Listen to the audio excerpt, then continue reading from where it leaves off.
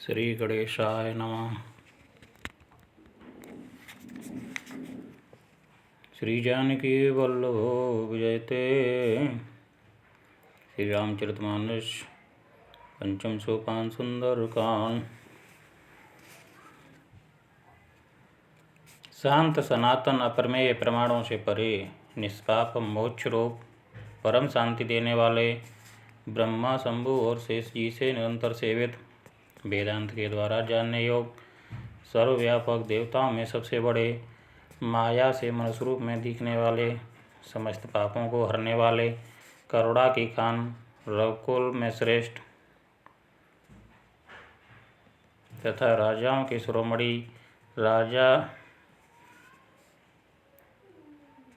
राम कहलाने वाले जगदीश्वर की मैं वंदना करता हूँ। हे रघुनाथ जी, मैं सत्य कहता हूँ, फिर आप सबके अंतरात्मा ही हैं। सब जानते ही हैं कि मेरे हृदय में दूसरी कोई इच्छा नहीं है। हे रघुकुल श्रेष्ठ, मुझे अपनी निर्भरा पूर्ण भक्ति दीजिए और मेरे मन को काम आदि दोषों से रहित कीजिए।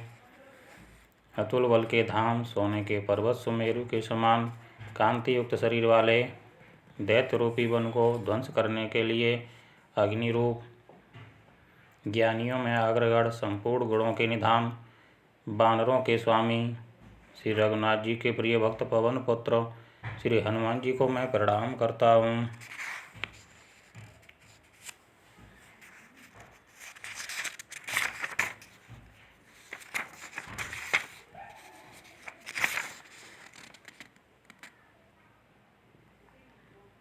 जामवंत के सुंदर वचन सुनकर श्री हनुमान जी के हृदय को बहुत ही भाए। वे बोले, हे भाई, तुम लोग दुख सहकर कंद मूल फल खाकर तब तक मेरी राह देखना, जब तक मैं सीता जी को देखकर लौट ना आऊँ। काम अवश्य होगा, क्योंकि मुझे बहुत ही हर्ष हो रहा है। यह कहकर और सबको मस्तक नवाकर तथा हृदय में श्री रघुनाथ जी को धारण करके हनुमान जी हर्षित होकर चले।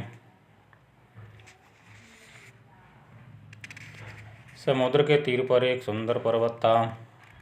हनुमान जी खेल से ही कूद कर उसके ऊपर जा चढ़े और बार बार श्री रघुवीर का स्मरण करके अत्यंत बलवान हनुमान जी उस पर से बड़े वेग से उछले।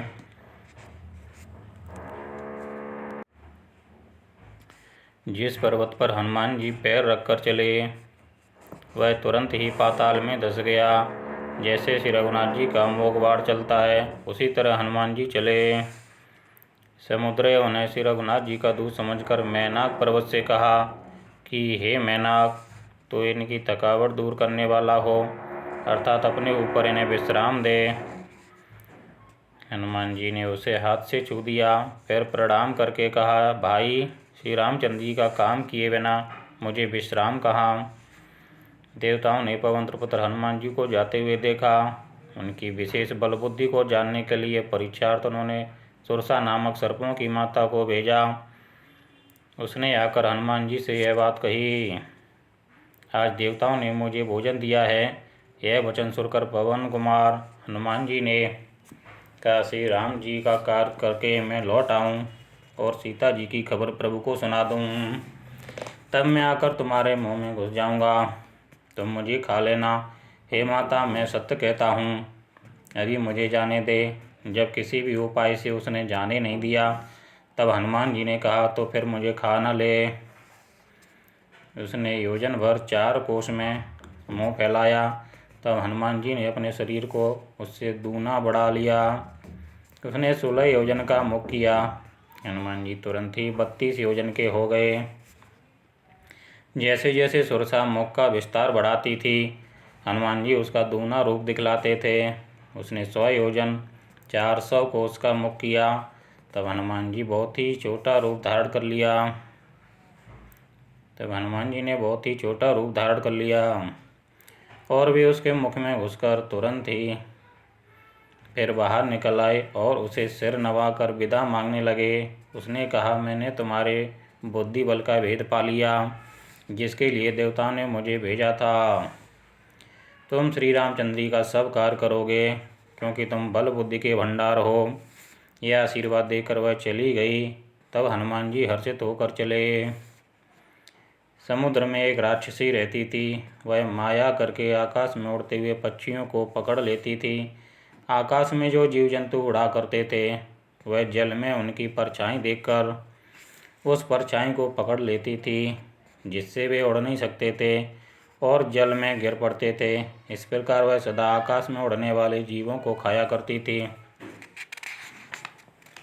उसने वही छल हनुमान जी से भी किया।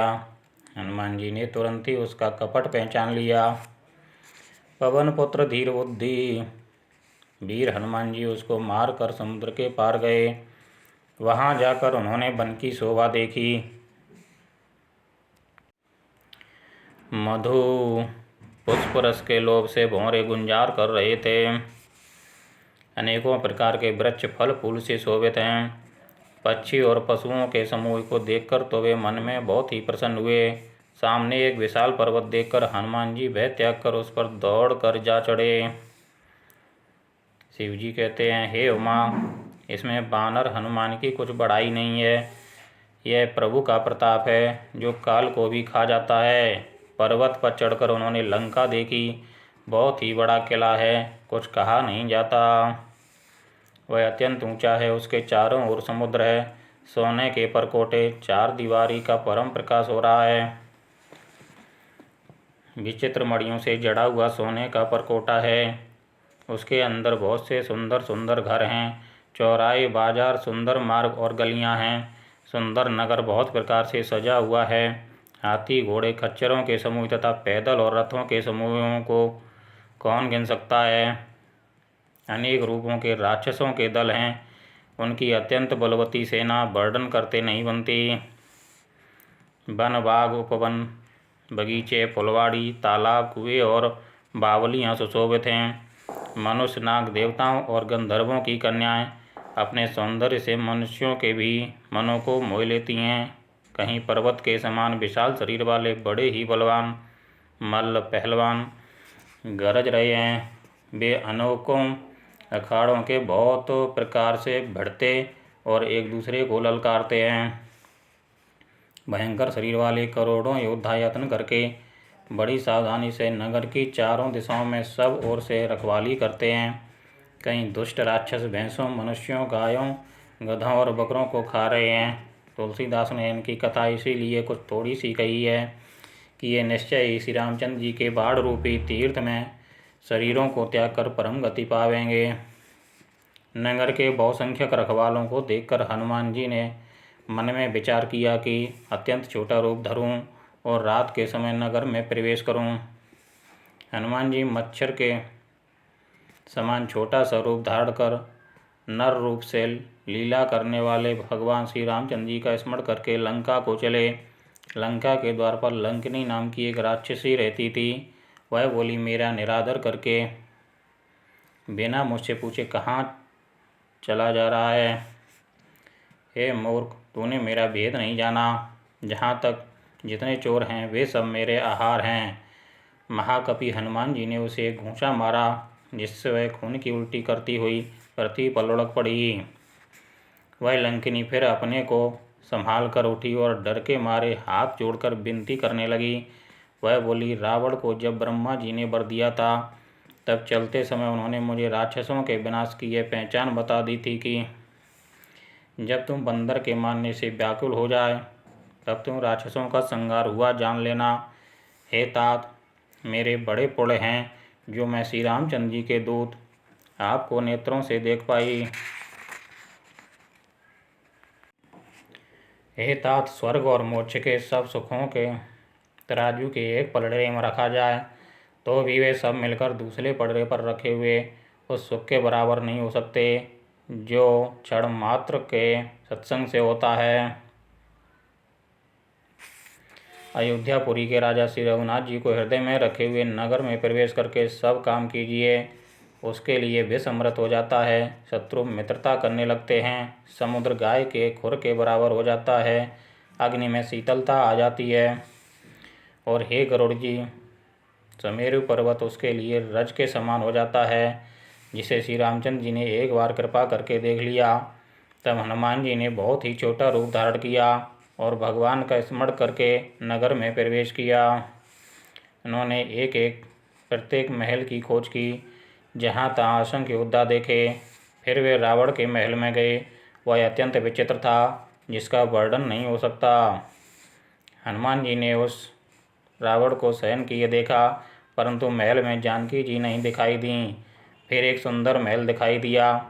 वहाँ उसमें भगवान का एक अलग मंदिर बना हुआ था।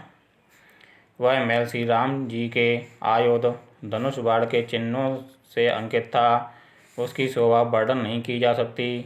वहाँ नवीन नवीन तुलसी के वृक्ष समूहों को देखकर कपिराज श्री हनुमान जी हर्षित हुए।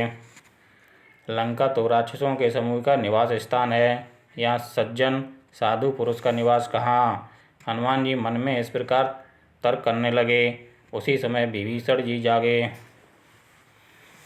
उन्होंने विभीषण ने राम नाम का स्मरण उच्चारण किया। हनुमान जी ने उन्हें सज्जन जाना और हृदय में हर्षित हुए। हनुमान जी ने विचार किया कि इनसे हट करके अपनी ओर से ही परिचय करूँगा, क्योंकि साधु से कार्य की हानि नहीं होती, प्रत्युत लाभ ही होता है। ब्राह्मण का रूप धरकर हनुमान जी ने उन्हें वचन सुनाए। सुनते ही विभीषण जी उठकर वहाँ आए, प्रणाम करके कुशल पूछी और कहा कि हे ब्राह्मण देव, अपनी कथा समझाकर कहिए।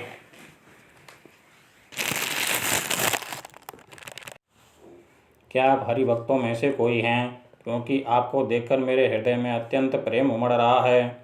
अथवा क्या आप दीनों से प्रेम करने वाले स्वयं श्री राम जी ही हैं, जो मुझे बड़भागी बनाने घर बैठे दर्शन देकर कृतार्थ करने आए हैं। तब हनुमान जी ने श्री रामचंद्र जी की सारी कथा कहकर अपना नाम बताया। सुनते ही दोनों के शरीर पुलकित हो गए और श्री राम जी के गुण समूहों का स्मरण करके दोनों के मन प्रेम और आनंद में मग्न हो गए। विभीषण जी ने कहा, हे पवन पुत्र, मेरी रहनी सिरो, मैं यहाँ वैसे ही रहता हूँ जैसे दांतों के बीच में बेचारी जीव। हे तात, मुझे अनाथ जानकर सूर्यकुल के नाथ श्री रामचंद्र जी क्या कभी मुझ पर कृपा करेंगे? मेरा तामसी शरीर होने से साधन तो कुछ बनता नहीं और न मन में श्री रामचंद्र जी के चरण कमलों में प्रेम ही है। परंतु हे हनुमान, अब मुझे विश्वास हो गया कि श्री राम जी की मुझ पर कृपा है, क्योंकि हरि की कृपा के बिना संत नहीं मिलते। जब श्री रघुवीर ने कृपा की है, तभी तो आपने मुझे हट करके अपनी ओर से दर्शन दिए हैं। हनुमान जी ने कहा, हे विभीषण जी, सुनिए, प्रभु की यही रीत है कि वे सेवक पर सदा ही प्रेम किया करते हैं। भला कहिए, मैं ही कौन बड़ा कुलीन हूँ, चंचल वानर हूँ और सब प्रकार से नीच हूँ। प्रातःकाल जो हम लोगों का नाम ले ले तो उस दिन उसे भोजन न मिले। हे सखा सुनिए, मैं ऐसा अधम हूँ, पर श्री रामचंद्र जी ने तो मुझ पर भी कृपा ही की है। भगवान के गुणों का स्मरण करके हनुमान जी के दोनों नेत्रों में प्रेम आंसुओं का जल भर आया। जो जानते हुए भी ऐसे स्वामी श्री रघुनाथ जी को बुलाकर विषयों के पीछे भटकते फिरते हैं, वे दुखी क्यों ना हों। इस प्रकार श्री राम जी के गुण समूहों को कहते हुए उन्होंने अनिवर्चनीय परम शांति प्राप्त की। फिर विभीषण जी ने श्री जानकी जी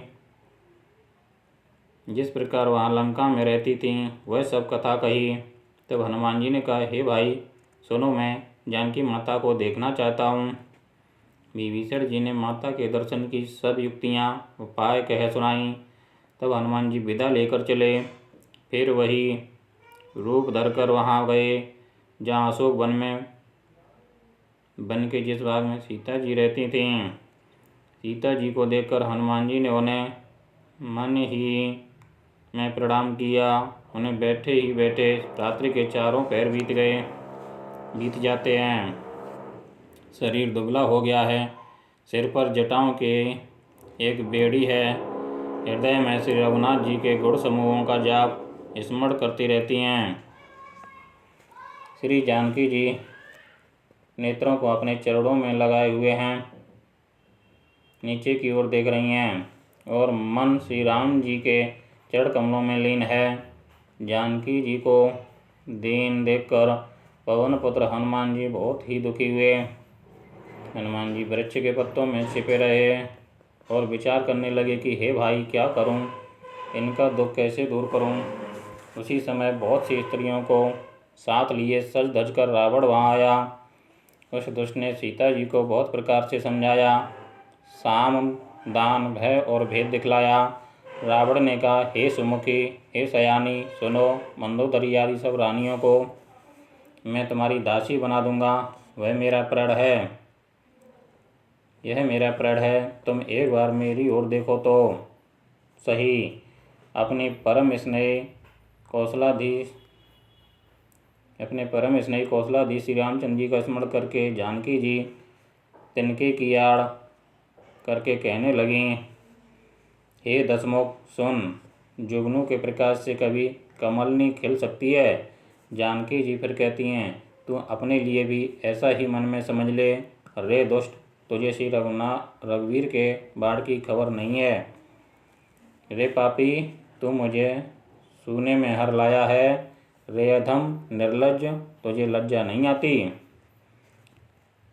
अपने को जुगनू के समान और श्री रामचंद्र जी को सूर के समान सुनकर और सीता जी के कठोर वचनों को सुनकर रावण तलवार निकालकर बड़े गुस्से में आकर बोला, सीता, तूने मेरा अपमान किया है, मैं तेरा सिर इस कठोर कृपाण से काट डालूंगा। नहीं तो अब भी जल्दी मेरी बात मान ले हे सुमुखी, नहीं तो जीवन से हाथ धोना पड़ेगा। सीता जी ने कहा, हे दशग्रीव, प्रभु की भुजा जो श्याम कमल के माला के समान सुंदर और हाथी की सूंड के समान पुष्ट तथा विशाल है, या तो वह भुजा ही मेरे कंठ में पड़ेगी या तेरी भयानक तलवार ही। रेसठ, सुन, यही मेरा सच्चा प्रण है। सीता जी कहती हैं, हे चंद्रहास तलवार, श्री रघुनाथ जी के विरह की अग्नि से उत्पन्न मेरी बड़ी भारी जलन को तू हर ले। हे तलवार, तू शीतल, तीव्र और श्रेष्ठ धारा बहाती है, अर्थात तेरी धारा ठंडी और तेज है। तू मेरे दुख के बोझ को हर ले। सीता जी की ये वचन सुनते ही वह मारने दौड़ा। तब मैं दानव की पुत्री मंदोदरी ने नीति कहकर उसे समझाया। तब रावण ने सब राक्षसियों को बुलाकर कहा कि जाकर सीता को बहुत प्रकार से भय दिखलाओ। यदि महीने भर में यह कहा न माने तो मैं इसे तलवार निकालकर मार डालूंगा। यूँ कहकर रावण घर चला गया। यहाँ राक्षसियों के समूह बहुत से बुरे रूप धरकर सीता जी को भय दिखलाने लगे। उनमें एक त्रिजटा नाम की राक्षसी थी। उसकी श्री रामचंद्र जी के चरणों में प्रीति थी और वह विवेक ज्ञान में निपुण थी। उसने सबों को बुलाकर अपना स्वप्न सुनाया और कहा, सीता जी की सेवा करके अपना कल्याण कर लो। स्वप्न में मैंने देखा कि एक बंदर ने लंका जला दी, राक्षसों की सारी सेना मार डाली गई। रावण नंगा है और गधे पर सवार है, उसके सिर मुड़े हुए हैं, 20 भुजाएं कटी हुई हैं। इस प्रकार से वह दक्षिण यमपुरी की दिशा को जा रहा है और मानो लंका विभीषण ने पाई है। नगर में श्री रामचंद्र जी की दुहाई फिर गई। तब प्रभु ने सीता को बुला भेजा। मैं पुकार कर निश्चय के साथ कहती हूँ कि यह स्वप्न 4 दिनों बाद सत्य होकर रहेगा।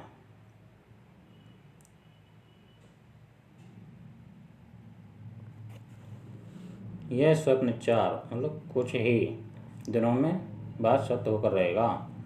उसके वचन सुनकर वे सब राक्षसियाँ डर गईं और जानकी जी के चरणों में गिर पड़ीं। तब इसके बाद वे सब जहाँ तहाँ चली गईं। सीता जी मन में सोच करने लगीं कि 1 महीना बीत जाने पर नीच राक्षस रावण मुझे मारेगा।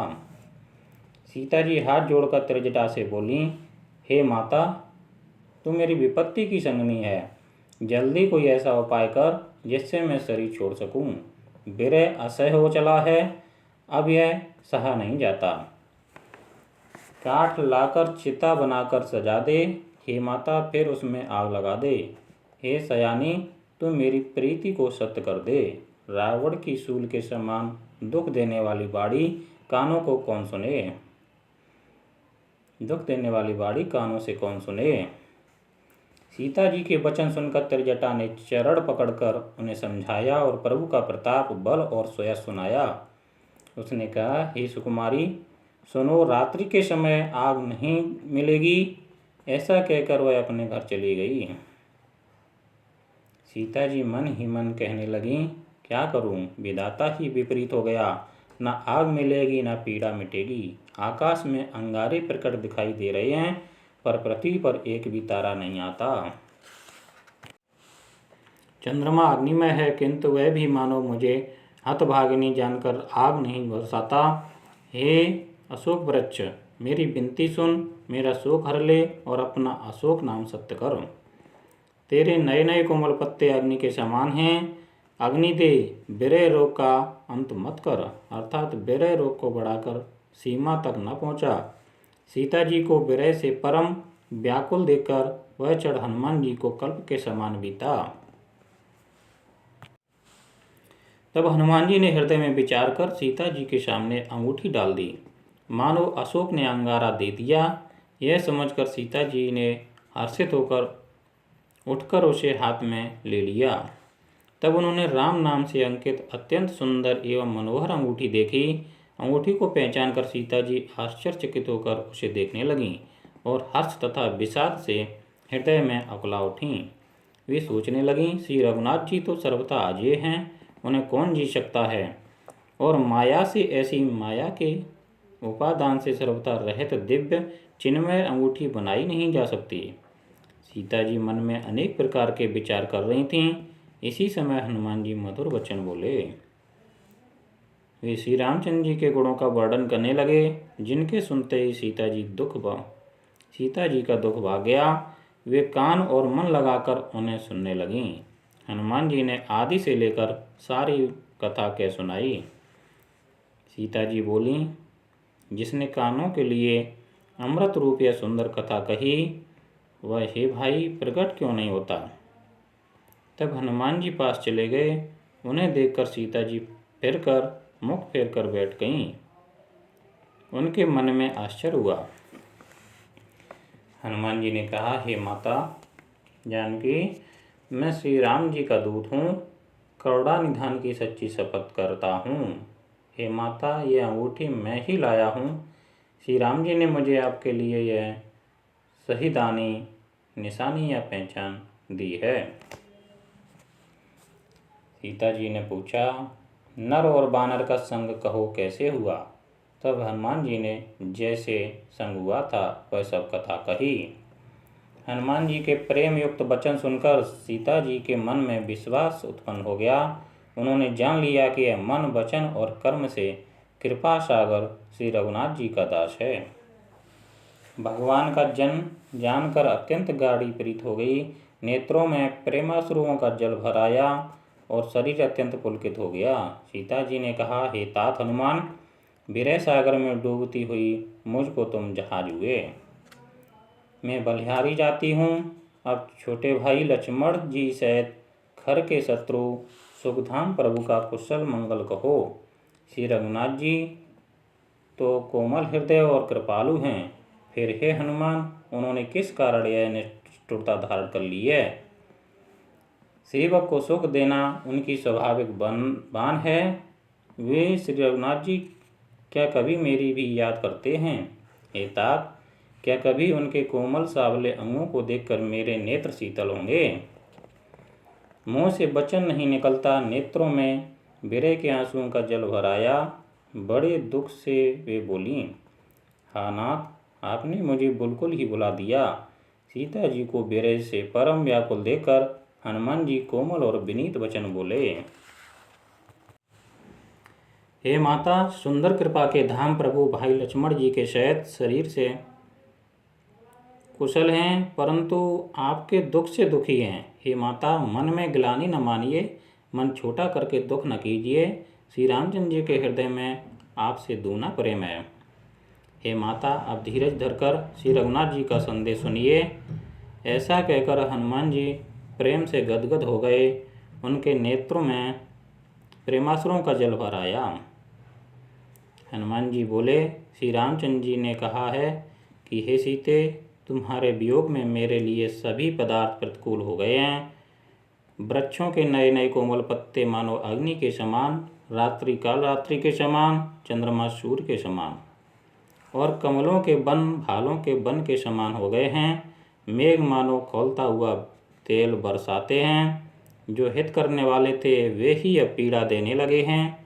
त्रिविध शीतल मंद सुगंध वायु सांप के श्वास के समान जहरीली और गर्म हो गई है। मन का दुख कह डालने से भी कुछ घट जाता है, पर कहूँ किससे, यह दुख कोई जानता नहीं। हे प्रिय, मेरे और तेरे प्रेम का तत्व रहस्य एक मेरा मन ही जानता है, और वह मन सदा तेरे ही पास रहता है। बस मेरे प्रेम का सार इतने में ही समझ ले। प्रभु का संदेश सुनते ही जानकी जी प्रेम में मग्न हो गईं। उन्हें शरीर की सुध न रही। हनुमान जी ने कहा, हे माता, हृदय में धैर्य धारण करो और सेवकों को सुख देने वाले श्री राम जी का स्मरण करो। श्री रघुनाथ जी की प्रभुता को हृदय में लाओ और मेरे वचन सुनकर कायरता छोड़ दो।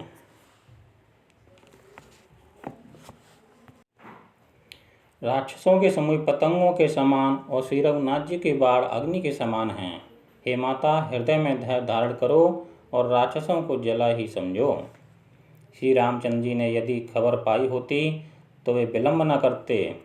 हे जानकी जी, राम बाण रूपी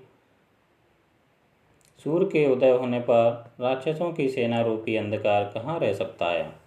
हे माता, मैं आपको अभी यहाँ से लेवा जाऊँ, पर श्री रामचंद्र जी की शपथ है, मुझे प्रभु की आज्ञा नहीं है।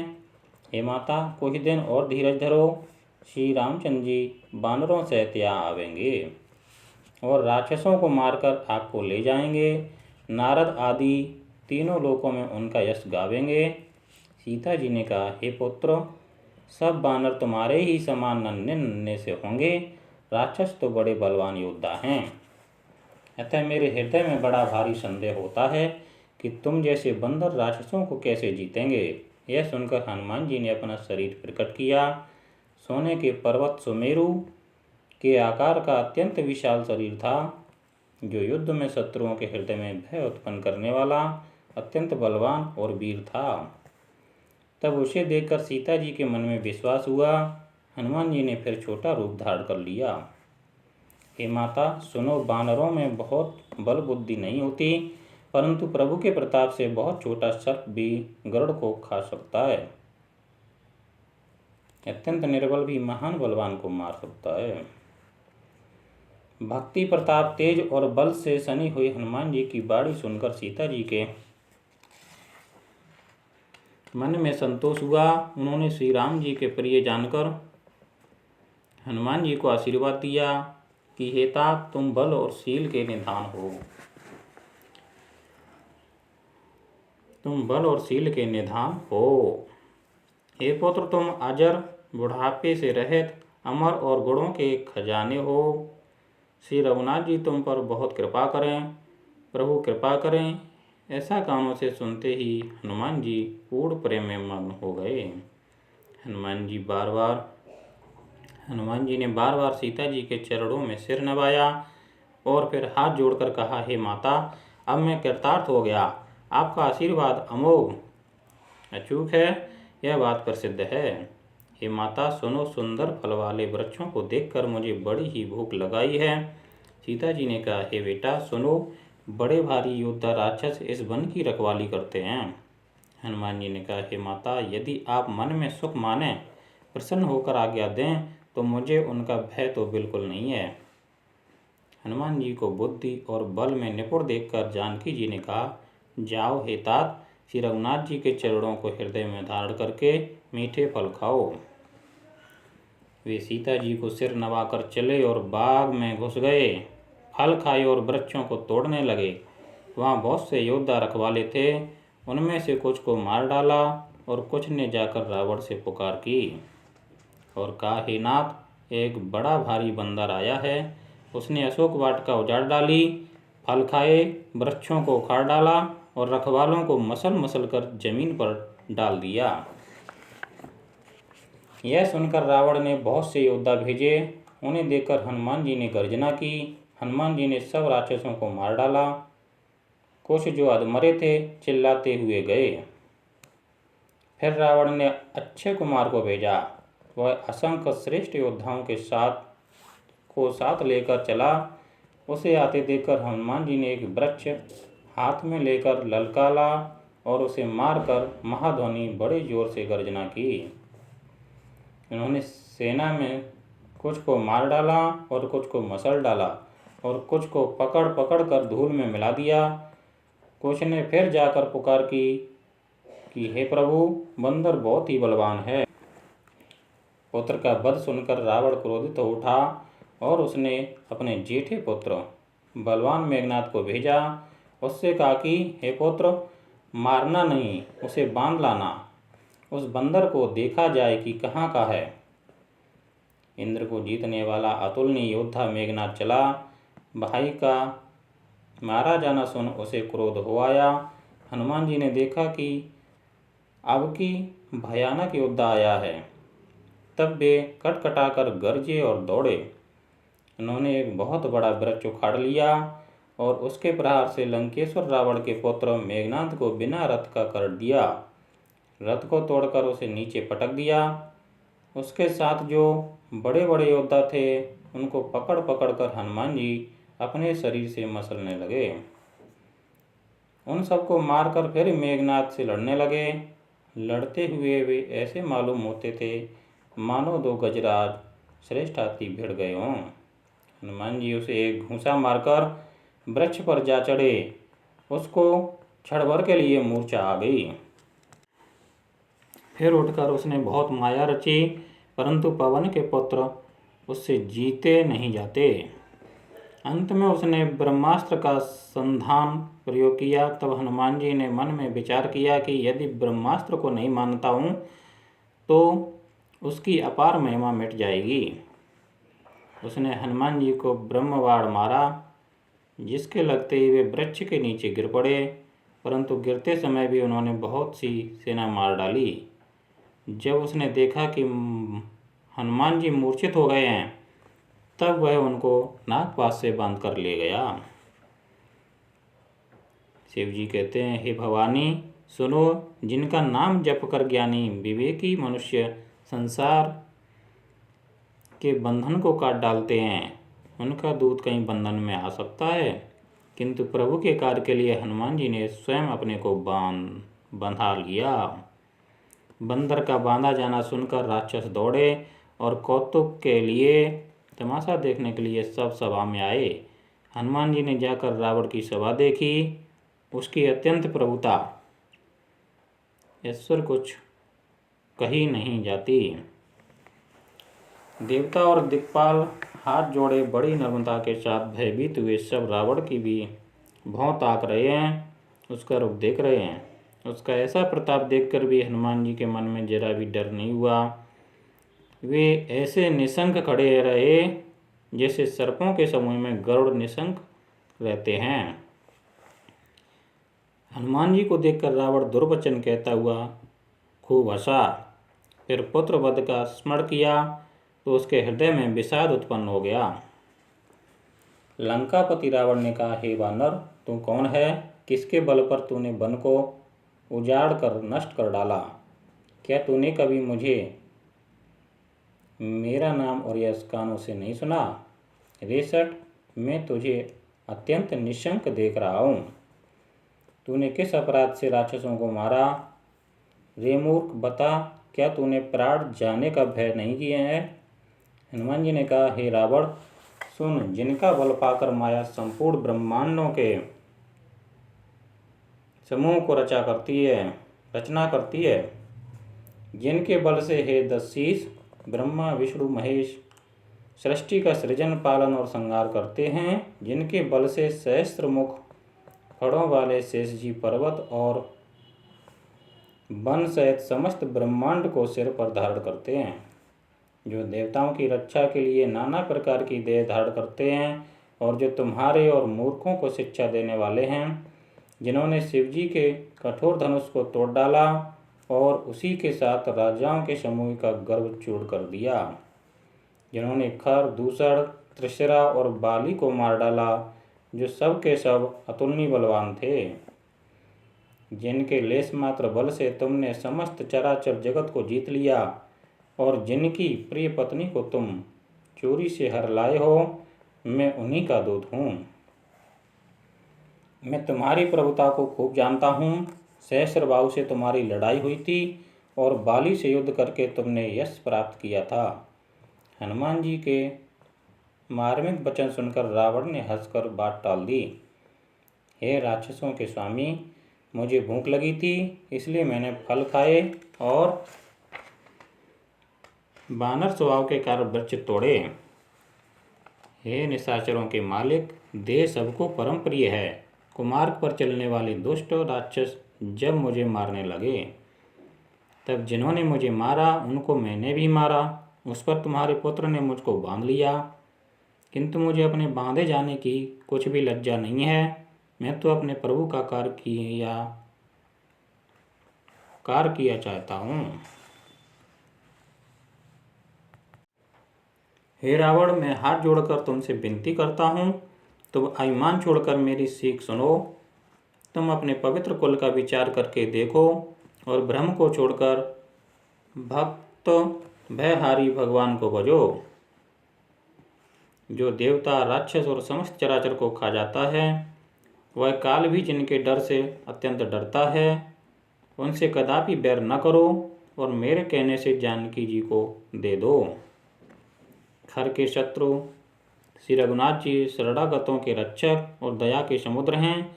शरण जाने पर प्रभु तुम्हारा अपराध भुलाकर तुम्हें अपनी शरण में रख लेंगे। तुम श्री राम जी के चरण कमलों के हृदय में धारण करो और लंका का अचल राज्य करो। ऋषि पुलत्स्य जी का यश निर्मल चंद्रमा के समान है, उन चंद्रमा में तुम कलंक न बनो। राम नाम के बिना बाड़ी शोभा नहीं पाती। मद मोह को छोड़ विचार कर देखो। हे देवताओं के शत्रु, सब गहनों में सजी हुई सुंदरी स्त्री भी कपड़ों के बिना शोभा नहीं पाती। राम विमुख पुरुष की संपत्ति और प्रभुता रही हुई भी चली जाती है और उसका पाना न पाने के समान है। जिन नदियों के मूल में कोई जल स्रोत नहीं है, अर्थात जिन्हें केवल बरसात का ही आसरा है, वे वर्षा बीत जाने पर फिर तुरंत ही सूख जाती हैं। हे रावण, सुनो, मैं प्रतिज्ञा करके कहता हूँ कि राम विमुख की रक्षा करने वाला कोई भी नहीं है। हजारों शंकर, विष्णु और ब्रह्मा भी श्री राम जी के साथ द्रोह करने वाले तुमको नहीं बचा सकते। मोह ही जिसका मूल है, ऐसे बहुत पीड़ा देने वाले तम रूप अभिमान का त्याग कर दो और रघुकुल के स्वामी कृपा के समुद्र भगवान श्री रामचंद्र जी का भजन करो। यद्यपि हनुमान जी ने भक्ति, ज्ञान, वैराग और नीति से सनी हुई बहुत सी हित की बाणी कही, तो भी वह महान अभिमानी रावण बहुत हंसकर बोला कि हमें यह बंदर बड़ा ज्ञानी गुरु मिला। रे दुष्ट, तेरी मृत्यु निकट आ गई। अधम मुझे शिक्षा देने चला है। हनुमान जी ने कहा, इससे उल्टा ही होगा, अर्थात मृत्यु तेरी निकट आई है, मेरी नहीं। यह तेरा मति भ्रम, बुद्धि का फेर है, मैंने प्रत्यक्ष जान लिया है। हनुमान जी के वचन सुनकर वह बहुत ही कुपित हो गया और बोला, अरे इस मूर्ख का प्राण शीघ्र ही क्यों नहीं हर लेते। सुनते ही राक्षस उन्हें मारने दौड़े। उसी समय मंत्रियों के साथ विभीषण जी वहाँ आ पहुँचे। उन्होंने सिर नवाकर और बहुत विनय करके रावण से कहा कि दूत को मारना नहीं चाहिए, ये नीति के विरुद्ध है। हे गोसाई, कोई दूसरा दंड दिया जाए। सबने कहा, भाई यह सलाह उत्तम है। यह सुनते ही रावण हंसकर बोला, अच्छा तो बंदर को अंग भंग करके भेज दिया जाए। मैं सबको समझा कर कहता हूँ कि बंदर की ममता पूंछ पर होती है, अतः तेल में कपड़ा डुबोकर उसे इसकी पूंछ में बांधकर फिर आग लगा दो। जब बिना पूंछ का यह बंदर वहाँ अपने स्वामी के पास जाएगा, तब यह मूर्ख अपने मालिक को साथ ले आएगा, जिनकी इसने बहुत बड़ाई की है। मैं जरा उनकी प्रभुता सामर्थ्य तो देखूं।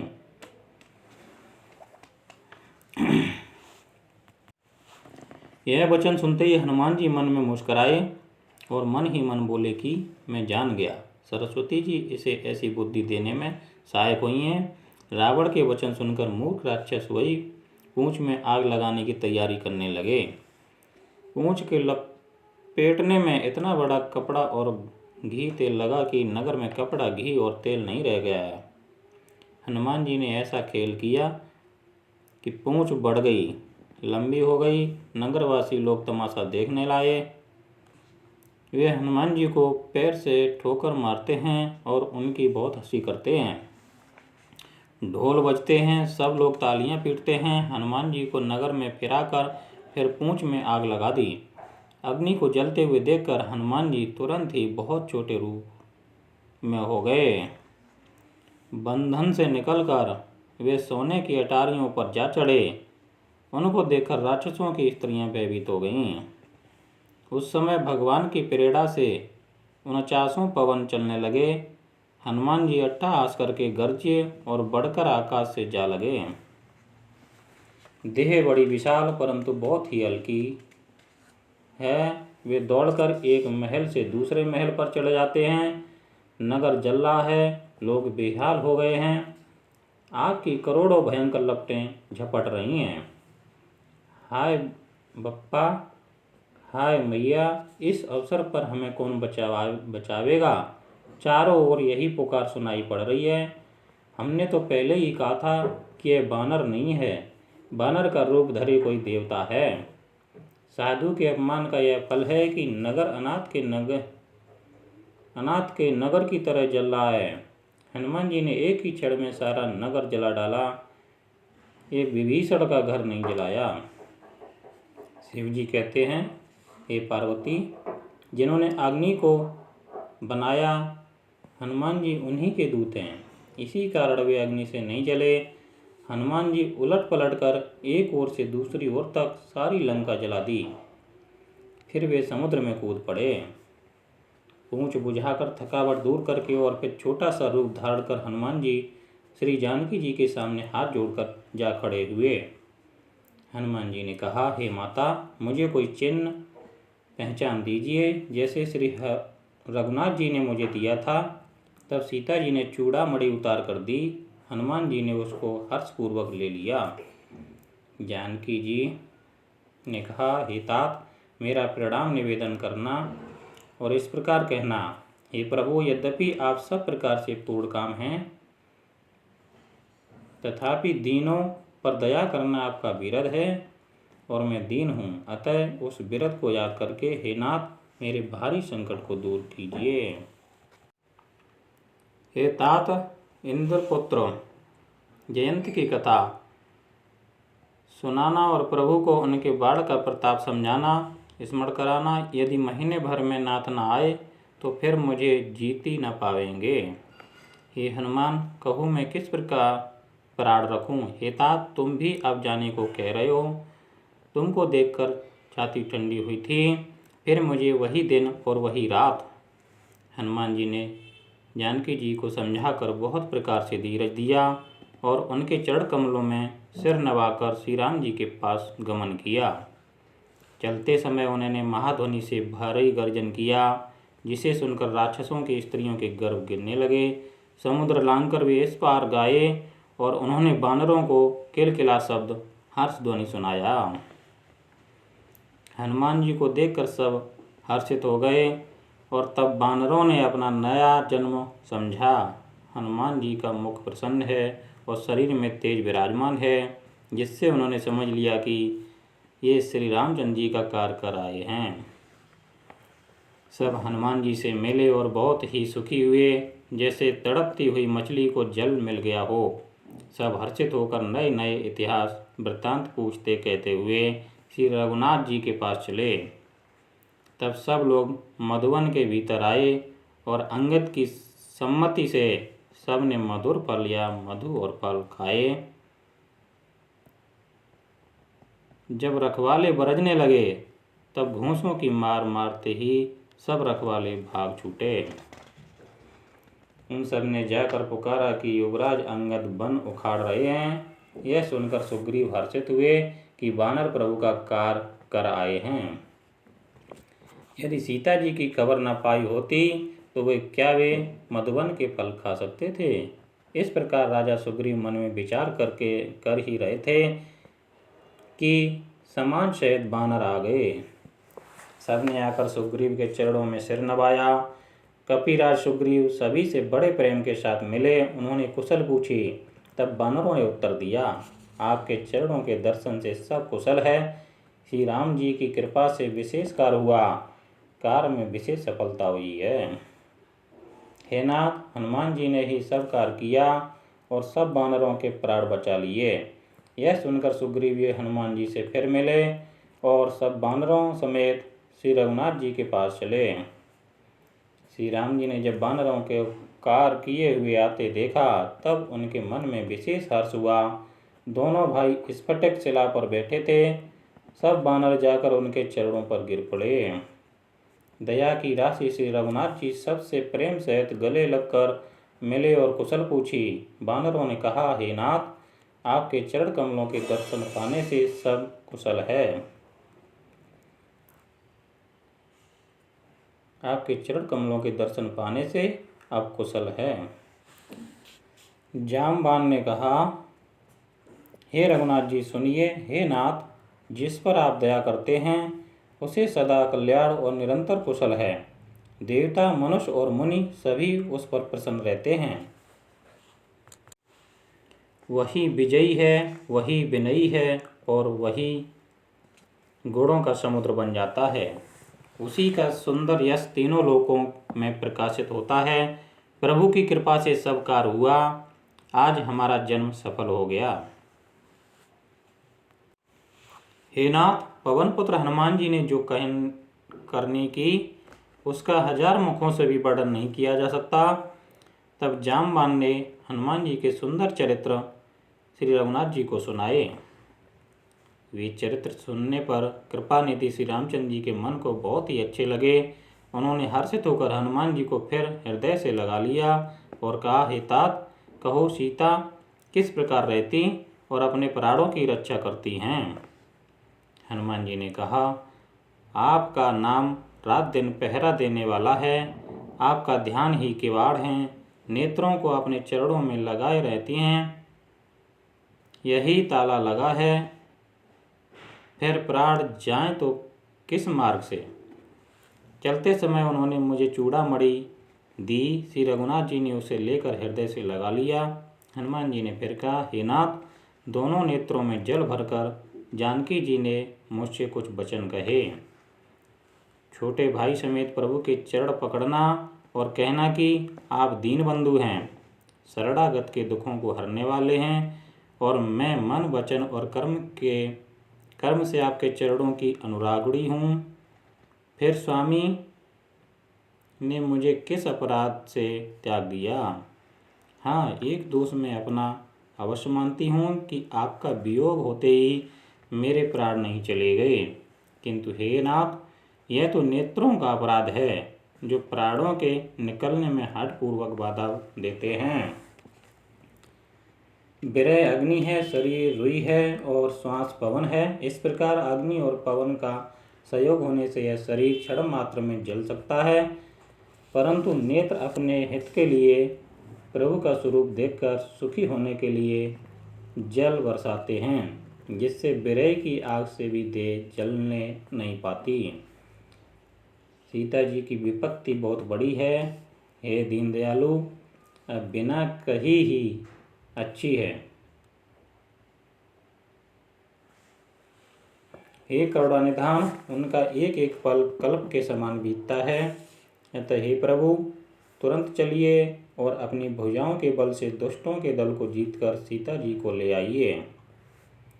सीता जी का दुख सुनकर सुख के धाम प्रभु के कमल नेत्रों में जल भर आया और वे बोले, मन, वचन और शरीर से जिसे मेरी ही गति है उसे क्या स्वप्न में भी विपत्ति हो सकती है।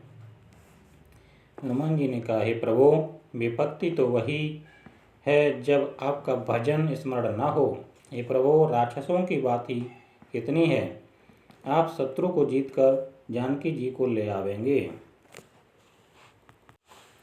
भगवान कहने लगे, हे हनुमान सुन, तेरे समान मेरा उपकारी देवता, मनुष्य अथवा मुनि कोई भी शरीरधारी नहीं है।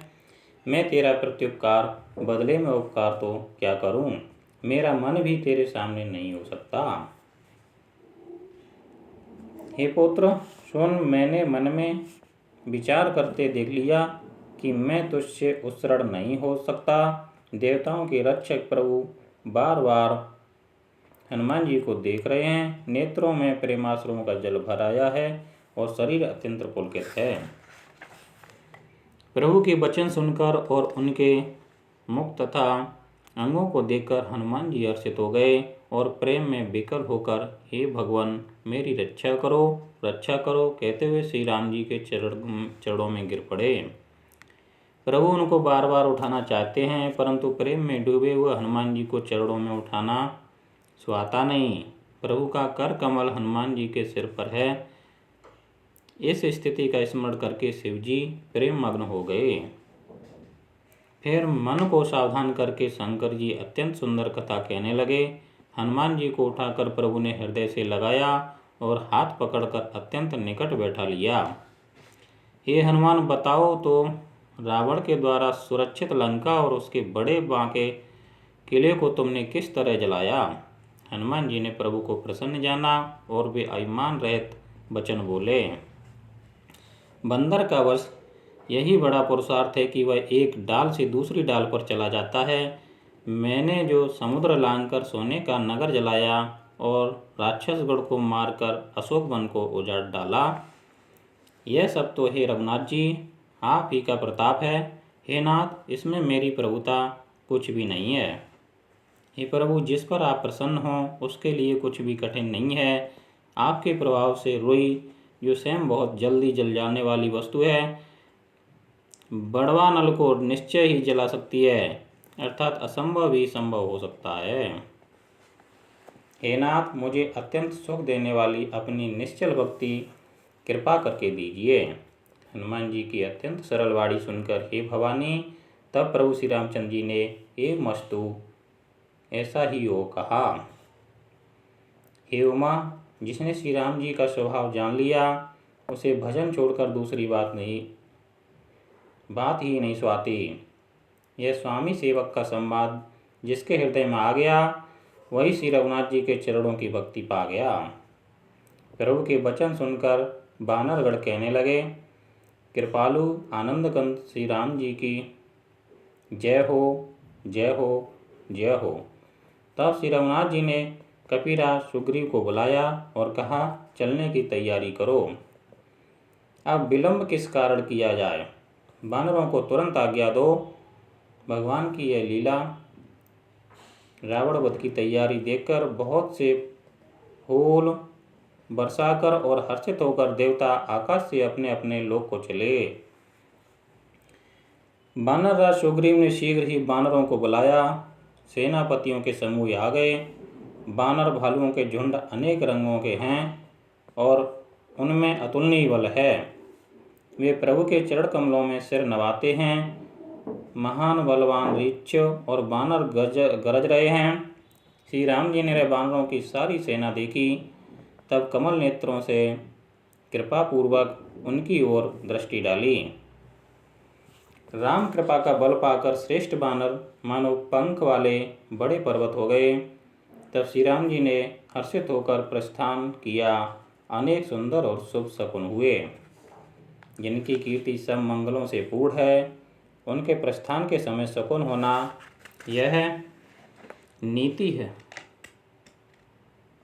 प्रभु का प्रस्थान जानकी जी ने भी जान लिया। उनके बाएं अंग फड़क फड़क कर मानो कहे देते थे कि श्री राम जी आ रहे हैं। जानकी जी को जो जो शकुन होते थे वही वही रावण के लिए अपशकुन हुए। सेना चली, उसका वर्णन कौन कर सकता है। असंख्य वानर और भालू गर्जना कर रहे हैं। नख ही जिनके शस्त्र हैं, वे इच्छा अनुसार सर्वत्र बेरोक टोक चलने वाले रीछ वानर पर्वतों और वृक्षों को धारण किए, कोई आकाश मार्ग से और कोई पृथ्वी पर चले जा रहे हैं। वे सिंह के समान गर्जना कर रहे हैं। उनके चलने और गर्जने से दिशाओं के हाथी विचलित होकर चिंघाड़ रहे हैं। दिशाओं के हाथी चिंघाड़ने लगे, पृथ्वी डोलने लगी, पर्वत चंचल हो गए और समुद्र खलबला उठे। गंधर्व, देवता, मुनि, नाग, किन्नर सब के सब मन में हर्षित हुए कि अब हमारे दुख टल गए। अनेकों करोड़ भयानक वानर योद्धा कटकट आ रहे हैं और करोड़ों ही दौड़ रहे हैं। प्रबल प्रताप कौशलनाथ श्री रामचंद्र जी की जय हो, ऐसा पुकारते हुए वे उनके घोड़ समूहों को गा रहे हैं। उदार सर्पराज शेष जी भी सेना का बोझ नहीं सह सकते।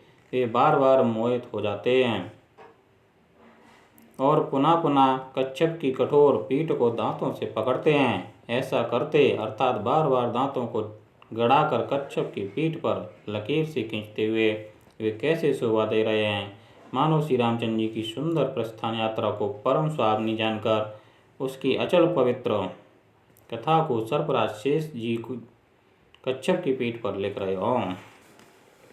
इस प्रकार कृपा निधान श्री राम जी समुद्र तट पर जा उतरे।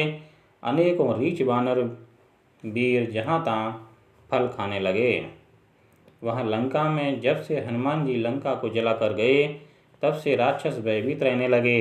अपने अपने घरों में सब विचार करते हैं कि अब राक्षस कुल की रक्षा का कोई उपाय नहीं है। जिसके दूत का बल वर्णन नहीं किया जा सकता, उसके स्वयं नगर में आने पर कौन भलाई है। हम लोगों की बड़ी बुरी दशा होगी। दूतियों से नगर निवासियों के वचन सुनकर मंदोदरी बहुत ही व्याकुल हो गई। वह एकांत में हाथ जोड़कर पति रावण के चरणों लगी और नीति रस में पगी हुई बाड़ी बोली, हे प्रियतम, श्री हरि से विरोध छोड़ दीजिए। मेरे कहने को अत्यंत ही हितकर जानकर हृदय में धारण कीजिए। जिनके दूत की करनी का विचार करते ही राक्षसों के स्त्रियों के गर्भ गिर जाते हैं, वे प्यारे स्वामी यदि भला चाहते हैं तो अपने मंत्री को बुलाकर उसके साथ उनकी स्त्री को भेज दीजिए। सीता आपके कुल रूपी कमलों के वन को दुख देने वाली जाड़े की रात्रि के समान आई है। हे नाथ सुनिए, सीता को दिए बिना शंभु और ब्रह्मा के किए भी आपका भला नहीं हो सकता। श्री राम जी के बाण सर्पों के समूह के समान हैं और राक्षसों के समूह मेढक के समान। जब तक वे इन्हें ग्रस नहीं लेते, तब तक हट छोड़कर उपाय कर लीजिए। मूर्ख और जगत प्रसिद्ध अभिमानी रावण कानों से उसकी बाणी सुनकर खूब हंसा और बोला, स्त्रियों का स्वभाव सचमुच ही बहुत डरपोक होता है। मंगल में भी वह करती हो। तुम्हारा मन बहुत ही कच्चा है। यदि वानरों की सेना आवेगी तो बेचारे राक्षस उसे खाकर अपना जीवन निर्वाह करेंगे। लोकपाल भी जिसके डर से कांपते हैं, उसकी स्त्री डरती हो, यह बड़ी हंसी की बात है। रावण ने ऐसा कहकर हंसकर उसे हृदय से लगा लिया और ममता बढ़ाकर वह सभा में चला गया।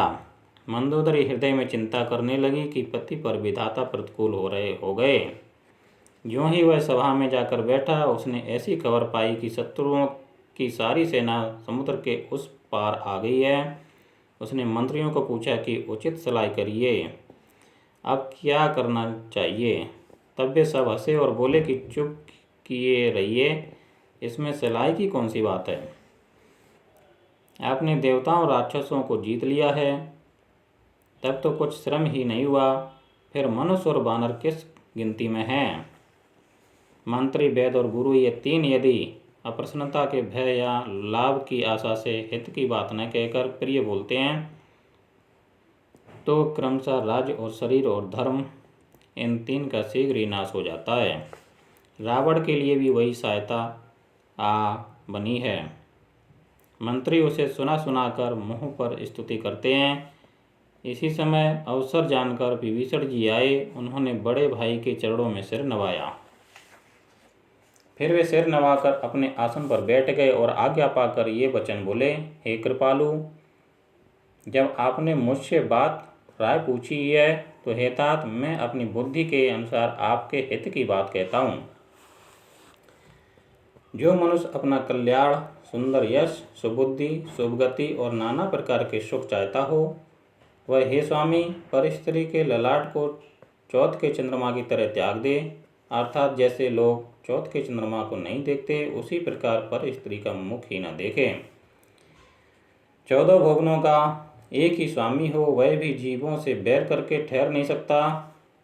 जो मनुष्य गुणों का समुद्र और चतुर हो, उसे चाहे थोड़ा भी लोभ क्यों ना हो, तो भी कोई भला नहीं कहता।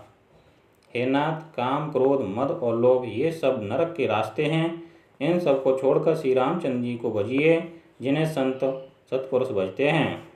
हे तात, राम मनुष्यों के ही राजा नहीं हैं, वे समस्त लोकों के स्वामी और काल के भी काल हैं। वे संपूर्ण ऐश्वर्य, यश, श्री, धैर्य, श्री, धर्म, वैराग्य एवं ज्ञान के भंडार भगवान हैं। वे निरामय, विकार रहित, अजन्मा, व्यापक, अजेय, अनादि और अत्यंत अनंत ब्रह्म है। उन कृपा की समुद्र भगवान ने पृथ्वी, ब्रह्मण, गौ और देवताओं का हित करने के लिए ही मनुष्य शरीर धारण किया है।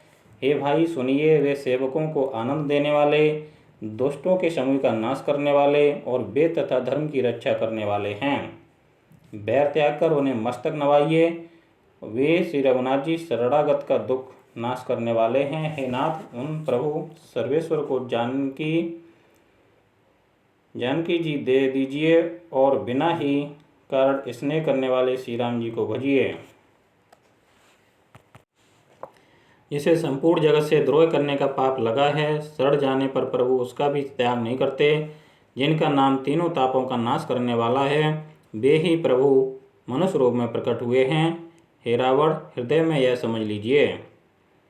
हे दशशीष, मैं बार बार आपके चरणों लगता हूँ और विनती करता हूँ कि मान, मोह और मद को त्याग कर आप कौशलपति श्री राम जी का भजन कीजिए। मुनि पुलस्त जी ने अपने शिष्य के हाथ यह बात कहला भेजी है। हे तात, सुंदर अवसर पाकर मैंने तुरंत ही यह बात प्रभु से कह दी। मल्यवान नाम का एक बहुत ही बुद्धिमान मंत्री था। उसने उन विभीषण के वचन सुनकर बहुत सुख माना और कहा, हे तात, आपके छोटे भाई नीति को विभूषण रूप में धारण करने वाले अर्थात नीतिमान हैं। विभीषण जो कुछ कह रहे हैं उसे हृदय में धारण कर लीजिए। रावण ने कहा, ये दोनों मूर्ख शत्रु की ही महिमा बखान रहे हैं। यहाँ कोई है, इन्हें दूर करो ना। तब माल्यवान तो घर लौट गया और विभीषण जी हाथ जोड़कर फिर कहने लगे, हे नाथ, पुराण और वेद ऐसा कहते हैं कि सुबुद्धि और कुबुद्धि सबके हृदय में रहती है। जहाँ सुबुद्धि है वहाँ नाना प्रकार की संपदाएं रहती हैं और जहाँ कुबुद्धि है वहाँ परिणाम में विपत्ति रहती है। आपके हृदय में उल्टी बुद्धि आवसी है, इसी से आप हित को अहित और शत्रु को मित्र मान रहे हैं। जो राक्षस कुल के लिए कालरात्रि के समान है, उन सीता पर आपकी बड़ी प्रीति है। हे तात, मैं चढ़ पकड़कर आपसे भीख मांगता हूँ कि आप मेरा दुलार रखिए। मुझ बालक के आग्रह को स्नेहपूर्वक स्वीकार कीजिए। श्री राम जी को सीता जी दे दीजिए, जिससे आपका अहित न हो। विभीषण ने पंडितों, पुराणों और वेदों द्वारा समस्त बाड़ी से नीति बखान कर कही, पर उसे सुनते ही रावण क्रोधित होकर उठा और बोला कि रे दुष्ट, अब मृत्यु तेरे निकट आ गई है। अरे मूर्ख, तू जीता तो है, सदा मेरे जलाया हुआ अर्थात मेरे ही अन्न से पल रहा है। पर हे मूढ़, पक्ष तुझे शत्रु का ही अच्छा लगता है। अरे दुष्ट, बता ना, जगत में ऐसा कौन है जिसे मैंने अपनी भुजाओं के बल से ना जीता हो। मेरे नगर में रहकर प्रेम करता है तपस्वियों पर। मूर्ख, उन्हीं से जा मिल और उन्हीं को नीति बता। ऐसा कहकर रावण ने उन्हें लात मारी, परंतु छोटे भाई विभीषण ने मारने पर भी बार बार उसके चरण ही पकड़े।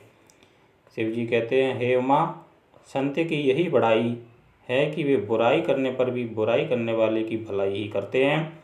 विभीषण जी ने कहा, आप मेरे पिता के समान हैं, मुझे मारा सो तो अच्छा ही है, अच्छा ही किया, परंतु हे नाथ, आपका भला श्री राम जी के भजने में ही है। इतना कहकर विभीषण अपने मंत्रियों को साथ लेकर आकाश मार्ग में गए और सबको सुनाकर वे ऐसा कहने लगे, श्री राम जी सत्य संकल्प एवं सर्वसमर्थ प्रभु हैं और हे रावण तुम्हारी सभा काल के वश है, अतः मैं अब श्री रघुवीर की शरण जाता हूँ, मुझे दोष न देना। ऐसा कहकर विभीषण जी ज्यों ही चले त्यों ही सब राक्षस आयुहीन हो गए। शिव जी कहते हैं, हे भवानी, साधु का अपमान तुरंत ही संपूर्ण कल्याण की हानि कर देता है।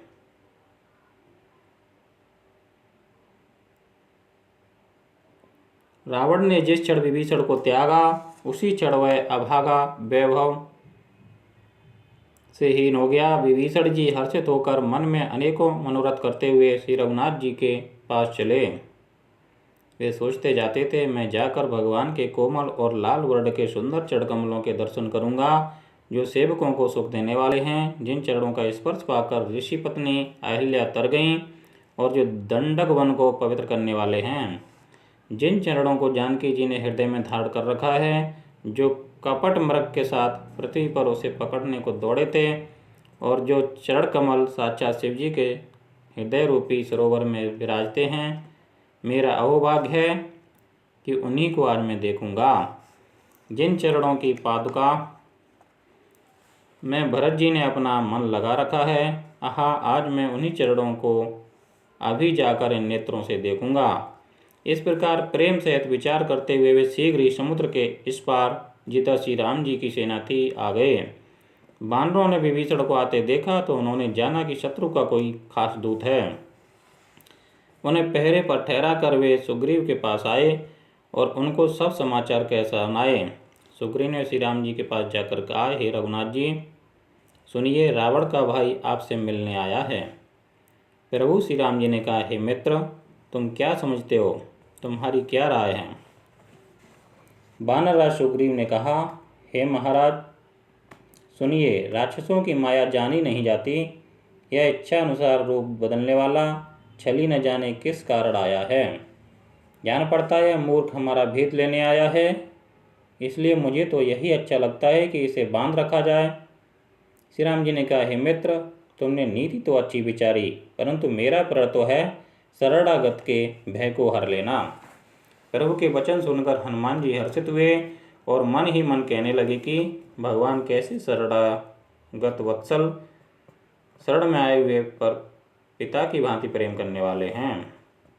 श्री राम जी फिर बोले, जो मनुष्य अपने अहित का अनुमान करके शरण में आए वे का त्याग कर देते हैं, वे पामर हैं, पापमय हैं, उन्हें देखने में भी हानि है। जिसे करोड़ों ब्राह्मणों की हत्या लगी हो, शरण में आने पर मैं उसे भी नहीं त्यागता। ज्यों ही मेरे सम्मुख होता है त्यों ही उसके करोड़ों जन्मों के पाप नष्ट हो जाते हैं। पापी का यह सहज स्वभाव होता है कि मेरा भजन उसे कभी नहीं सुहाता। यदि वह रावण का भाई निश्चय ही दुष्ट हृदय का होता तो क्या वह मेरे सम्मुख आ सकता था? जो मनुष्य निर्मल मन का होता है वही मुझे पाता है। मुझे कपट और छल छिद्र नहीं सुहाते।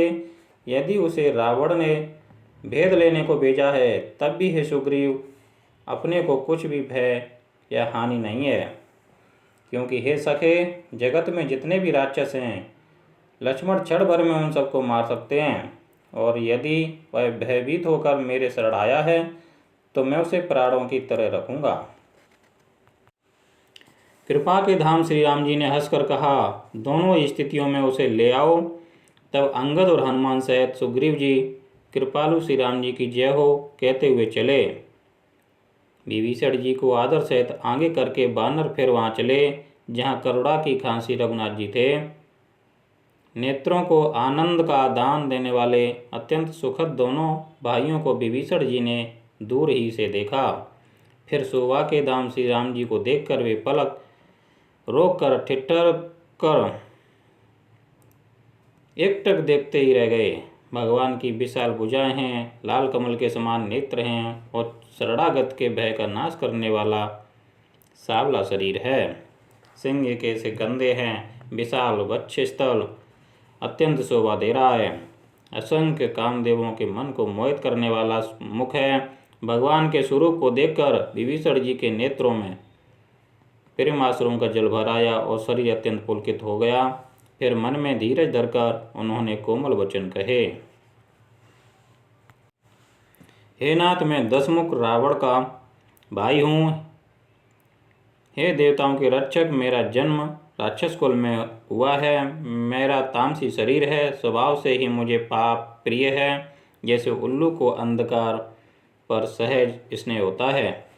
मैं कानों से आपका सोया सुनकर आया हूँ कि प्रभु भव के भय का नाश करने वाले हैं। हे दुखियों के दुख दूर करने वाले और शरणागत को सुख देने वाले श्री रघुवीर, मेरी रक्षा कीजिए, रक्षा कीजिए। प्रभु ने उन्हें ऐसा कहकर दंडवत करते देखा तो वे अत्यंत हर्षित होकर तुरंत उठे। विभीषण जी के दीन वचन सुनने पर प्रभु के मन को बहुत ही भाए। उन्होंने अपनी विशाल भुजाओं से पकड़कर उनको हृदय से लगा लिया। छोटे भाई लक्ष्मण जी सहित गले मिलकर उनको अपने पास बैठाकर श्री राम जी भक्तों के भय को हरने वाले वचन बोले। हे लंकेश, परिवार सहित अपनी कुशल कहो। तुम्हारा निवास बुरी जगह पर है। दिन रात दुष्टों की मंडली में बसते हो। ऐसी दशा में हो सके तुम्हारा धर्म किस प्रकार निभता है। मैं तुम्हारी सब रीति आचार व्यवहार जानता हूँ। तुम अत्यंत नीति निपुण हो, तुम्हें अनीति नहीं सुहाती। हे तात, नरक में रहना बरम अच्छा है, परंतु विधाता दुष्ट का संग कभी न दे। विभीषण जी ने कहा, हे रघुनाथ जी, अब आपके चरणों का दर्शन कर कुशल से हूँ, जो आपने अपना सेवक जानकर मुझ पर दया की है। तब तक जीव की कुशल नहीं है और स्वप्न में भी उसके मन को शांति नहीं है, जब तक वह शोक के घर काम विषय कामना को छोड़कर श्री राम जी को नहीं बचता। लोभ, मोह, मत्सर, मद और मान आदि अनेकों दुष्ट तभी तक हृदय में बसते हैं जब तक कि धनुष बाण और कमर में तरकस धारण किए हुए श्री रघुनाथ जी हृदय में नहीं बसते। ममता पूर्ण अंधेरी रात है, जो राग देश रूपी उल्लुओं को सुख देने वाली है। वह ममता रूपी रात्रि तभी तक जीव के मन में बसती है जब तक प्रभु आपका प्रताप रूपी सूर्य उदय नहीं होता। हे श्री राम जी, आपके चरणार बिंद के दर्शन कर मैं कुशल से हूँ। मेरी भारी भय मिट गए। हे कृपालु, आप जिस पर अनुकूल होते हैं उसे तीनों प्रकार के भवशूल, आध्यात्मिक, आदिदेविक और आदि भौतिकता नहीं व्यापते। मैं अत्यंत नीच स्वभाव का राक्षस हूँ। मैंने कभी शुभ आचरण नहीं किया। जिनका रूप मुनियों के भी ध्यान में नहीं आता, उन प्रभु ने स्वयं हर्षित होकर मुझे हृदय से लगा लिया। हे कृपा और सुख के पुंज श्री राम जी, मेरा अत्यंत असीम सौभाग्य है जो मैंने ब्रह्मा और शिव जी के द्वारा सेवित युगल चरण कमलों को अपने नेत्रों से देखा।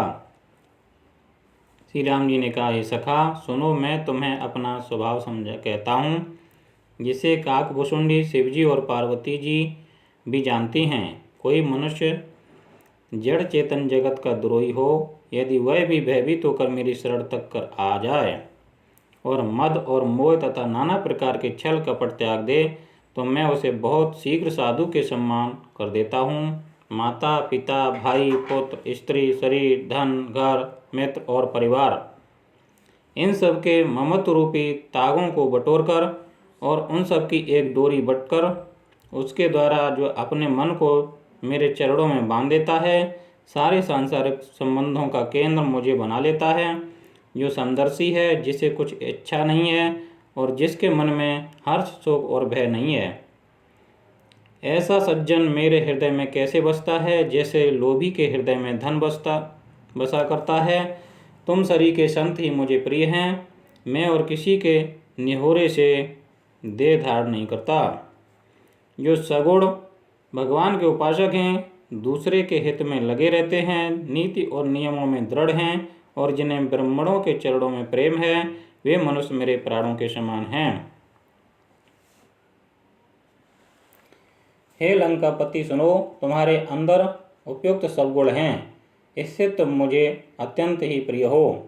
श्री राम जी के वचन सुनकर सब वानरों के समूह कहने लगे, कृपा के समूह श्री राम जी की जय हो। प्रभु की वाणी सुनते हैं और उसे कानों के लिए अमृत जानकर विभीषण जी अघाते नहीं हैं। वे बार बार श्री राम जी के चरण कमलों को पकड़ते हैं। अपार प्रेम है, हृदय में समाता नहीं है।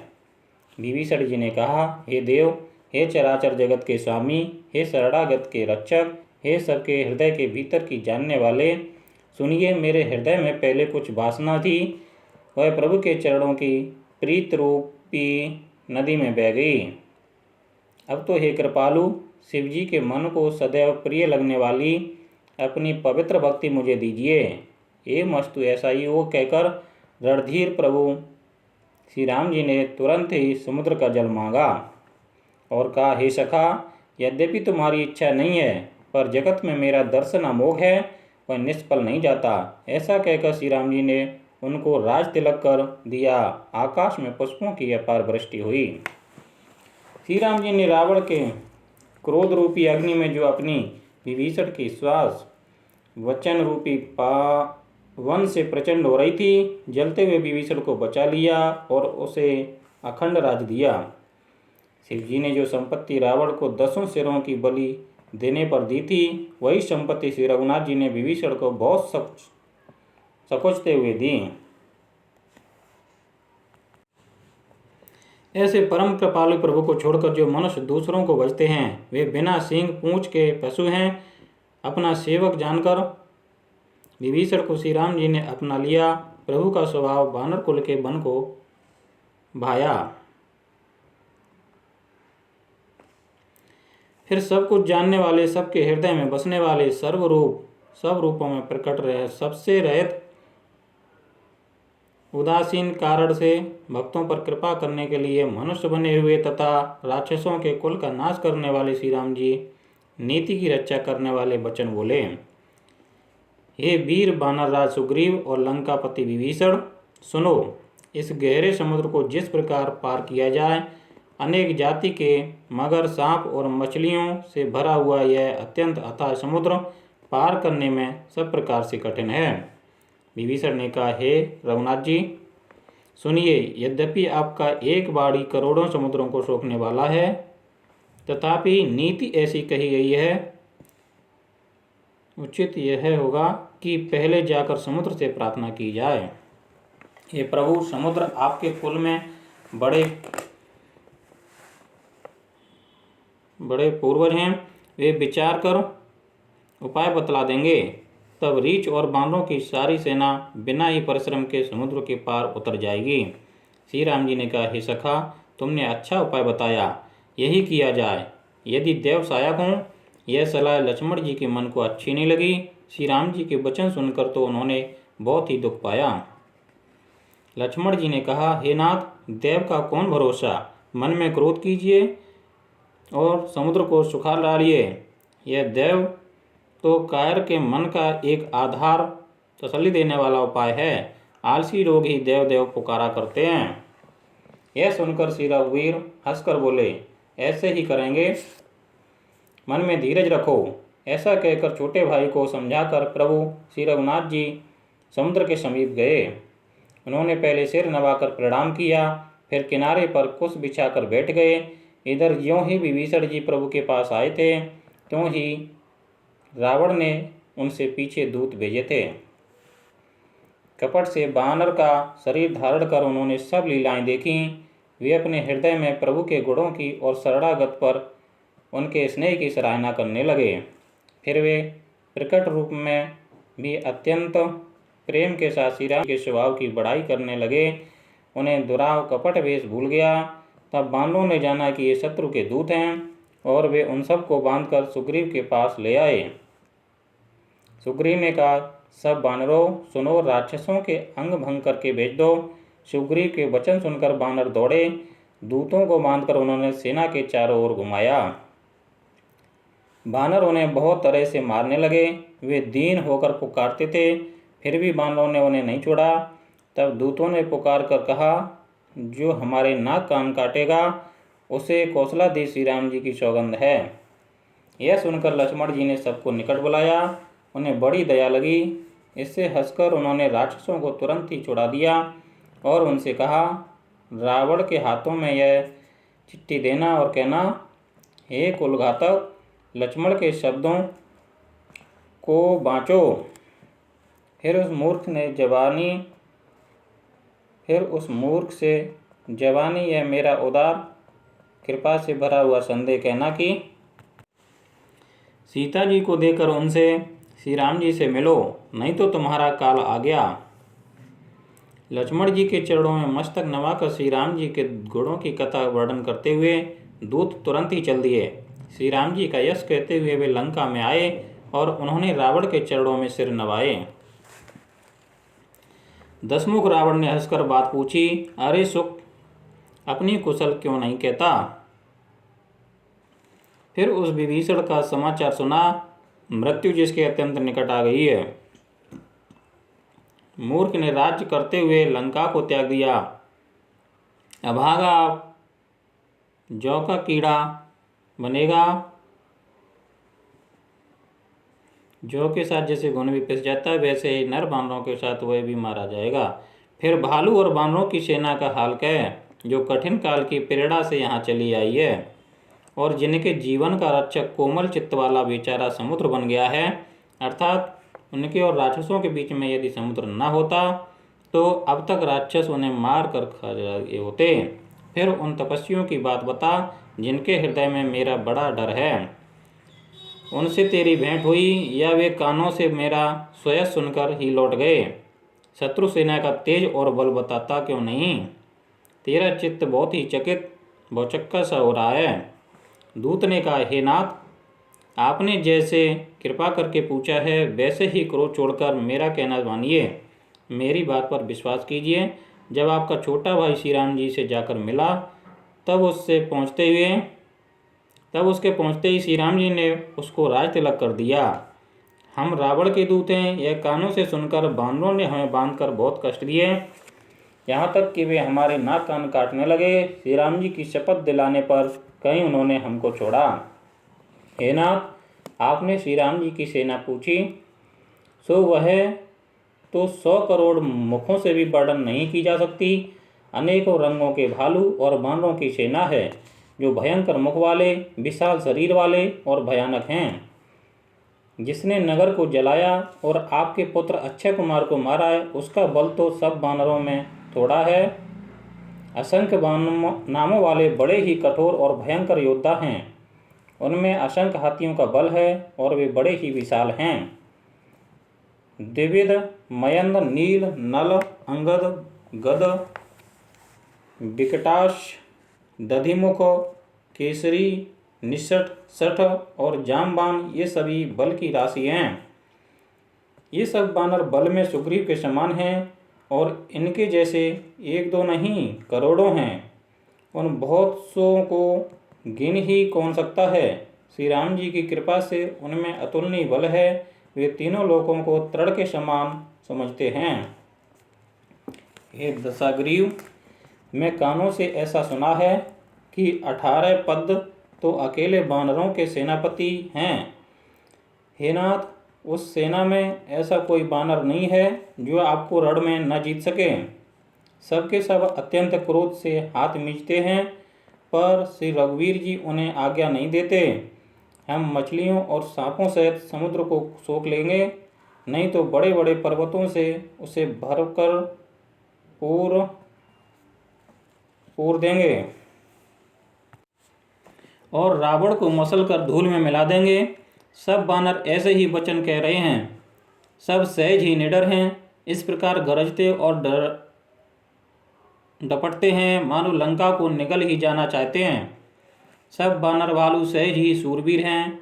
फिर उनके सिर पर प्रभु सर्वेश्वर श्री राम जी हैं। हे रावण, वे संग्राम में करोड़ों कालों को जीत सकते हैं। श्री रामचंद्र जी के तेज बल और बुद्धि को अधिकता को लाखों शेष भी नहीं गा सकते। वे एक ही बाढ़ से सैकड़ों समुद्रों को सोख सकते हैं। परंतु नीति निपुण श्री राम जी ने नीति की रक्षा के लिए आपके भाई से उपाय पूछा। उनके वचन सुनकर वे श्री राम जी समुद्र से राय मांग रहे हैं। उनके मन में कृपा भरी है, इसलिए वे उसे सोखते नहीं। दूत के ये वचन सुनते ही रावण खूब हंसा और बोला, जब ऐसी बुद्धि है तभी तो वानरों को सहायक बनाया है। स्वाभाविक ही डरपोक विभीषण के वचन को प्रमाण करके उन्होंने समुद्र से मचलना बलाहट ठाना है। अरे मूर्ख, झूठी बड़ाई क्या करता है। बस मैंने शत्रु के बल और बुद्धि की थाह पाली। जिसके विभीषण जैसा डरपोक मंत्री हो, उसे जगत में विजय और विभूति कहाँ। दुष्ट रावण के वचन सुनकर दूत को क्रोध बढ़ाया। उसने मौका समझकर पत्रिका निकाली और कहा, श्री राम जी के छोटे भाई लक्ष्मण ने यह पत्रिका दी है। हे नाथ, इसे बचवा कर छाती ठंडा कीजिए। रावण ने हंसकर उसे बाएं हाथ से लिया और मंत्री को बुलाकर वह मूर्ख उसे बचाने लगा।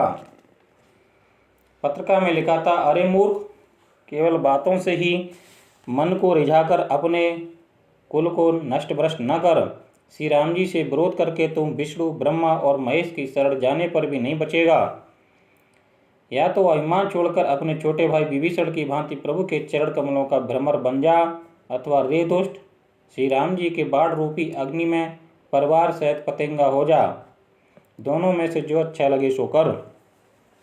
पत्रिका सुनते ही रावण मन में भयभीत हो गया, परंतु मुख से ऊपर से मुस्कुराता हुआ वह सबको सुनाकर कहने लगा, जैसे कोई पृथ्वी पर पड़ा हुआ हाथ से आकाश को पकड़ने की चेष्टा करता हो, वैसे ही छोटा तपस्वी लक्ष्मण बाग विलास करता है, डींग हाँकता है। शुक ने कहा, हे नाथ, अभिमानी स्वभाव को छोड़कर इस पत्र में लिखी सब बातों को सत्य समझिए। क्रोध छोड़कर मेरा वचन सुनिए। हे नाथ, श्री राम जी से बैर त्याग दीजिए। यद्यपि श्री रघुवीर समस्त लोगों को स्वामी हैं, पर उनका स्वभाव अत्यंत ही कोमल है। मिलते ही प्रभु आप पर कृपा करेंगे और आपका एक भी अपराध वे हृदय में नहीं रखेंगे। जानकी जी श्री रघुनाथ जी को दे दीजिए। हे प्रभु, इतना कहना मेरा कीजिए। जब उस दूत ने जानकी जी को देने के लिए कहा, तब दुष्ट रावण ने उसको लात मारी। वह भी विभीषण की भांति चढ़ों में सिर नवाकर वहीं चला जहाँ कृपा सागर श्री रघुनाथ जी थे। प्रणाम करके उसने अपनी कथा सुनाई और श्री राम जी की कृपा से अपनी गति मुनि का स्वरूप पाई, अपनी गति पाई।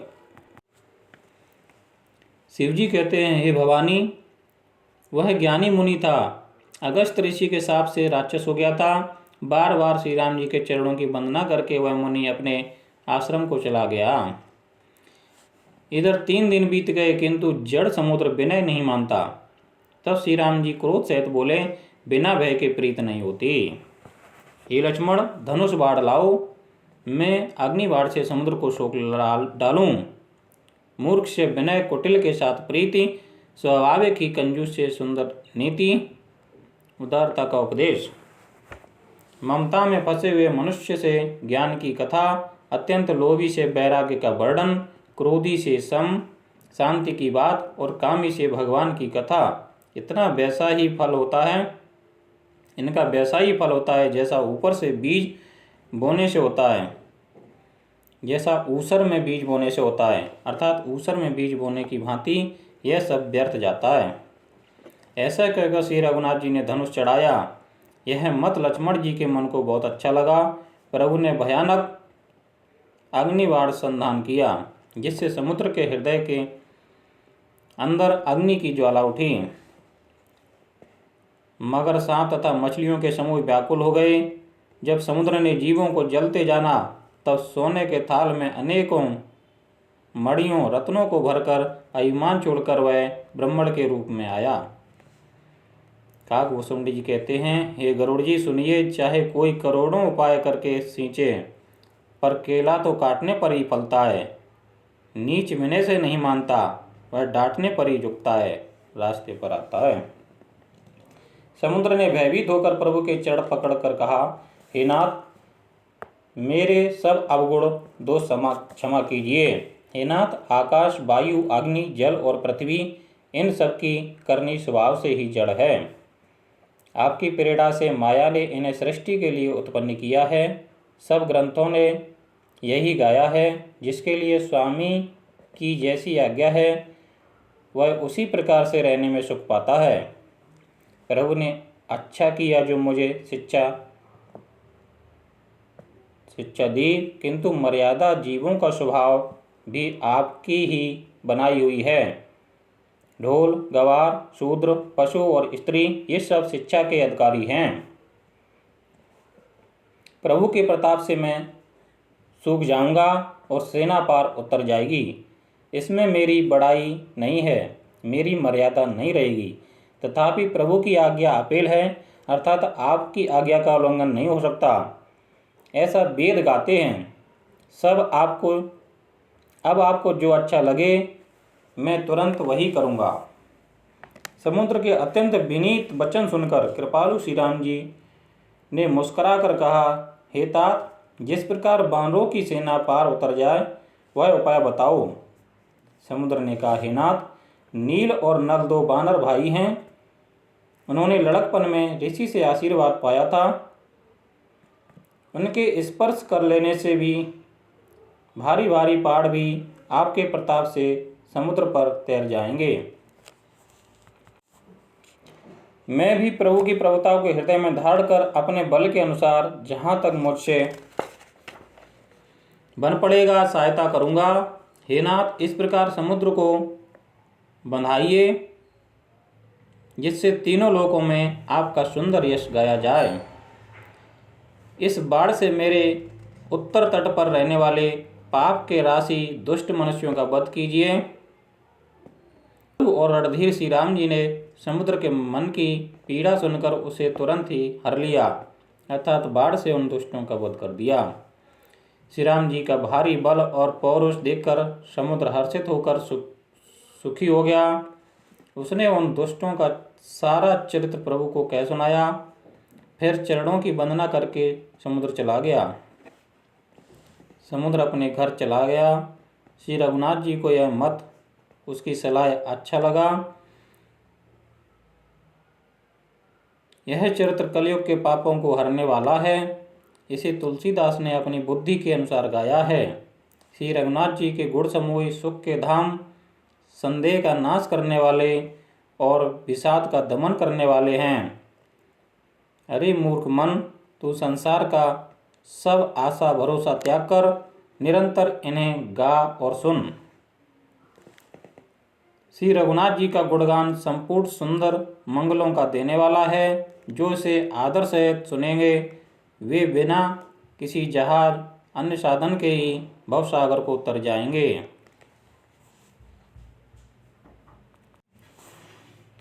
श्री रामचंद्र भगवान की जय। श्री हनुमान जी महाराज की